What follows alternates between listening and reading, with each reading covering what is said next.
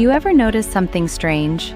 Two people can want the same life, same goals, same dreams, but only one of them actually changes. And it's not because one is smarter. It's not because one is luckier. It's something deeper, something most people never see. There is a silent shift that separates winners from everyone else. And once you understand it, you stop trying to force success and start becoming the kind of person success naturally follows. But here's the uncomfortable part. Most people are stuck trying to change their life without changing who they believe they are. And that's why nothing sticks. Let me explain. Every day you probably tell yourself things like, I need more discipline, I need more motivation, I need to focus. But notice something. You are always trying to get something. Get discipline, get confidence, get consistency. But successful people don't think like that. They don't ask, how do I force myself to do this? They ask something very different. What would a disciplined person do right now?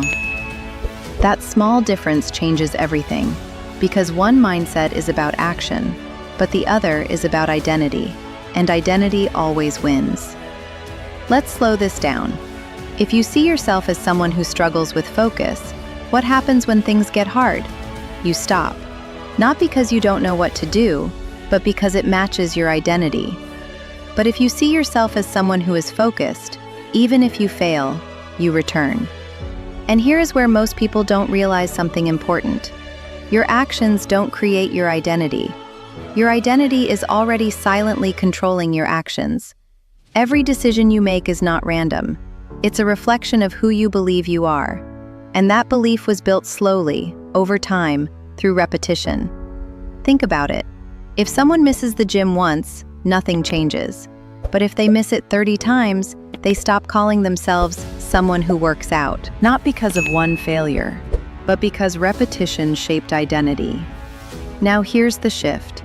If identity is built through repetition, then identity can also be rebuilt through repetition. But this is where most people fail. They try to change everything at once. New habits, new routine, new life. And when they fail for a few days, they say, "This is just who I am." But that sentence is the trap, because it freezes your identity at your worst moment. There is a hidden reason this happens. Your brain is wired to protect consistency. It prefers a familiar identity over a better one, even if that identity is hurting you, because familiar feels safe. So when you try to change suddenly, your brain resists. Not because change is impossible, but because it feels unfamiliar. So the real question is not, how do I force discipline? The real question is, how do I slowly upgrade my identity without triggering resistance? And the answer is simpler than most people expect. You don't change your identity with big actions. You change it with small proofs. Let's say you want to become a disciplined person. Instead of saying, I will completely change my life from tomorrow, you start with something small. One promise you can't fail. For example, I don't miss 2 days in a row. That's it. Because now you are not trying to become disciplined overnight. You are collecting evidence. Every time you follow through, your brain updates your identity slightly. I am someone who keeps promises. And this is where transformation actually begins. But there is another layer most people miss: dopamine. Your brain doesn't reward big goals. It rewards completion. So when you set unrealistic expectations and fail, you don't just lose progress, you lose identity reinforcement. That's why consistency feels harder than motivation. Motivation is emotional, identity is structural, and structure always wins. Now let's connect this to real life. Think about someone trying to quit distractions. They say, I will never use my phone too much again. That usually fails. But if they say, I don't use my phone during work blocks, suddenly it becomes manageable. Because now it's not about becoming a new person instantly. It's about acting like a slightly better version of yourself in a specific situation. And this is the hidden truth. Winners don't transform overnight. They upgrade identity in layers. But most people do the opposite. They try to jump levels. And when they fall, they assume they are not capable. But capability was never the issue. identity pacing was. There is also another common mistake here. People wait to feel ready. They wait for motivation to align. But identity doesn't grow from readiness. It grows from repetition under discomfort. That means doing small actions even when you don't feel like it. Not extreme discipline, just consistent identity signals. Because every time you act against your old identity, you weaken it. And every time you repeat your new behavior, you strengthen it. Slowly, quietly, invisibly. Until one day, you don't try to be disciplined anymore. You just are. And this is the moment everything shifts.